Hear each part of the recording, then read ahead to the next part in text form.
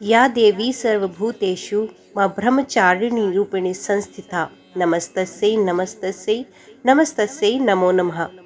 जय माता दी दोस्तों, जैसा कि आप जानते ही हैं कि आज नवरात्रि का दूसरा दिन है और नवरात्रि के दूसरे दिन में मां ब्रह्मचारिणी की पूजा की जाती है।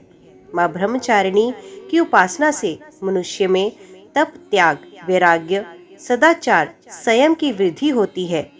जीवन की कठिन समय में भी उसका मन कर्तव्य पथ से विचलित नहीं होता। देवी अपने साधकों की मलिनता, दुर्गुणों व दोषों को खत्म करती हैं। देवी की कृपा से सर्वत्र सिद्धि तथा विजय की प्राप्ति होती है। दूसरे नवरात्र में मां के ब्रह्मचारिणी एवं तपचारिणी रूप को पूजा जाता है। जो साधक मां के इस रूप की पूजा करते हैं उन्हें तप, त्याग, वैराग्य, संयम और सदाचार की प्राप्ति होती है और जीवन में वे जिस बात का संकल्प कर लेते हैं उसे पूरा करके ही रहते हैं।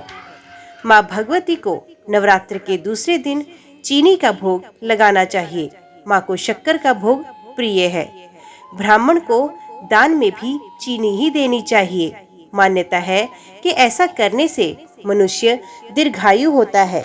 इनकी उपासना करने से मनुष्य में तप, त्याग, सदाचार आदि की वृद्धि होती है। ब्रह्मचारिणी देवी की पूजा नवरात्रि के दूसरे दिन की जाती है। देवी ब्रह्मचारिणी का स्वरूप ज्योतिर्मय है। ये माँ दुर्गा की 9 शक्तियों में से दूसरी शक्ति है। तपचारिणी, अपर्णा और उमा इनके अन्य नाम हैं। इनकी पूजा करने से सभी काम पूरे होते हैं, रुकावटें दूर हो जाती हैं और विजय की प्राप्ति होती है। इसके अलावा हर तरह की परेशानियां भी खत्म हो जाती हैं। देवी ब्रह्मचारिणी की पूजा करने से तप, त्याग, वैराग्य, सदाचार और संयम की वृद्धि होती है। देवी ब्रह्मचारिणी की पूजा करते समय सबसे पहले हाथों में एक फूल लेकर उनका ध्यान करें और प्रार्थना करें। इसके बाद देवी को पंचामृत स्नान कराएं। फिर अलग अलग तरह के फूल, अक्षत, कुमकुम, सिंदूर अर्पित करें। देवी को सफेद और सुगंधित फूल चढ़ाएं। इसके अलावा कमल का फूल भी देवी माँ को चढ़ाएं और मंत्रों का जाप करें। इसके बाद देवी माँ को प्रसाद चढ़ाएं और आचमन करवाएं। प्रसाद के बाद पान सुपारी भेंट करें और प्रदक्षिणा करें, यानी 3 बार अपनी ही जगह खड़े होकर घूम जाएं। प्रदक्षिणा के बाद घी व कपूर मिलाकर देवी की आरती उतारें। इन सब के बाद क्षमा प्रार्थना करें और प्रसाद बांट दें। प्रत्येक सर्वसाधारण के लिए आराधना योग्य ये श्लोक सरल और स्पष्ट है। माँ जगदम्बे की भक्ति पाने के लिए इसे कंठस्थ कर नवरात्रि में द्वितीय दिन इसका जाप करना चाहिए। या देवी सर्वभूतेषु मां ब्रह्मचारिणी रूपेण संस्थिता नमस्तस्यै नमस्तस्यै नमस्तस्यै नमो नमः। अर्थात हे मां सर्वत्र विराजमान और ब्रह्मचारिणी के रूप में प्रसिद्ध अम्बे, आपको मेरा बार बार प्रणाम है, या मैं आपको बारंबार प्रणाम करता हूँ। उनकी कहानी के विभिन्न संस्करणों के अनुसार युवती पार्वती ने शिव से विवाह करने का संकल्प लिया। उसके माता पिता उसे हतोत्साहित करने की कोशिश करते हैं, लेकिन वे दृढ़ रहती है और लगभग 5000 वर्षों तक तपस्या करती हैं। इस बीच देवता प्रेम और वासना के हिंदू देवता कामदेव के पास जाते हैं और उनसे शिव में पार्वती के लिए इच्छा उत्पन्न करने के लिए कहते हैं। वे तारकासुर नामक असुर द्वारा संचालित होते हैं, जिसे केवल शिव के बच्चे द्वारा ही मारा जा सकता है। कामदेव ने शिव पर काम बाण चलाया। शिव ने अपने माथे में अपनी तीसरी आंख खोली और काम को जलाकर भस्म कर दिया। पार्वती ने शिव पर विजय पाने की अपनी आशा या संकल्प नहीं खोया। वे शिव की तरह पहाड़ों में रहना शुरू कर देती हैं और उन्हीं गतिविधियों में संलग्न हो जाती हैं और जो वे करते हैं, जैसे कि तपस्या, योगिन और तपस, पार्वती का यही स्वरूप देवी ब्रह्मचारिणी का स्वरूप माना जाता है। उसकी तपस्या शिव का ध्यान आकर्षित करती है और उनकी रुचि जागती है। वे उससे भेष बदलकर मिलते हैं और शिव की कमजोरियों और व्यक्तित्व की समस्याओं को गिनाकर इसे हतोत्साहित करने की कोशिश करते हैं। पार्वती ने सुनने से इनकार कर दिया और अपने संकल्प पर अड़ी रही।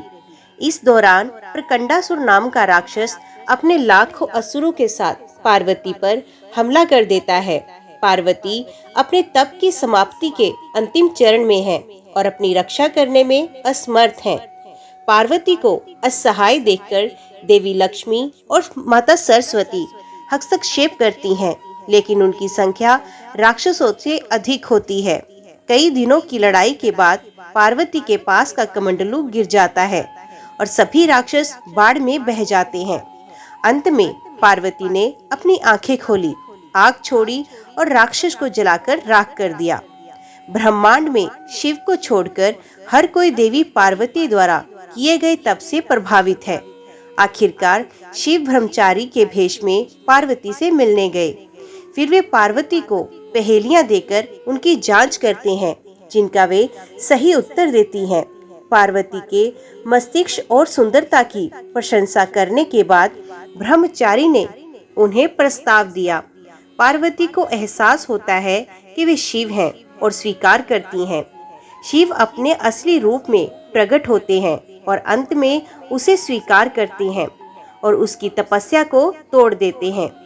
पूरे तप के दौरान पार्वती बेलपत्र और नदी के पानी से अपना पेट भर रही थी। इनका निवास स्वादिष्ठान चक्र में है। ब्रह्मचारिणी अविवाहित होने का प्रतीक है और सफेद रंग पवित्रता का प्रतीक है। माता को प्रसन्न करने के लिए नवरात्रि के दूसरे दिन सुबह जल्दी उठे, स्नान आदि के बाद साफ कपड़े पहने, माँ दुर्गा के सामने दिया जलाएं, उन्हें सफेद फूल और सिंदूर चढ़ाएं, भगवान गणेश की पूजा करें। इसके बाद माँ दुर्गा की विधि विधान से पूजा करें। इस दिन माँ दुर्गा को श्रृंगार सामग्री चढ़ाने का बड़ा महत्व है। माँ ब्रह्मचारिणी के बीज मंत्र का जाप करें और उन्हें भोग लगाएं।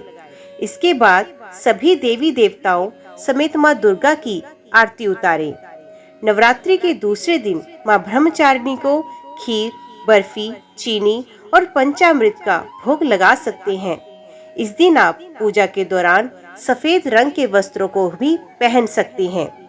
नवरात्रि के दूसरे दिन माँ ब्रह्मचारिणी को प्रसन्न करने के लिए उनके बीज मंत्र ह्रीं श्रीं अंबिकाय नमः का 108 बार जाप कर सकते हैं। इसके अलावा या देवी सर्वभूतेषु माँ ब्रह्मचारिणी रूपेण संस्थिता नमस्तस्यै नमस्तस्यै नमस्तस्यै नमो नमः मंत्र का जाप करना भी बेहद शुभ माना जाता है। जय माँ ब्रह्मचारिणी। आज की वीडियो में इतना ही। उम्मीद करती हूँ वीडियो आपको पसंद आई होगी। वीडियो पसंद आई हो तो वीडियो को लाइक और चैनल को सब्सक्राइब जरूर कीजिएगा।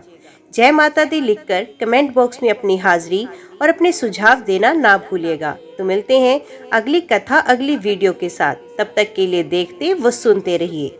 जय मां कंजक, जय माता दी।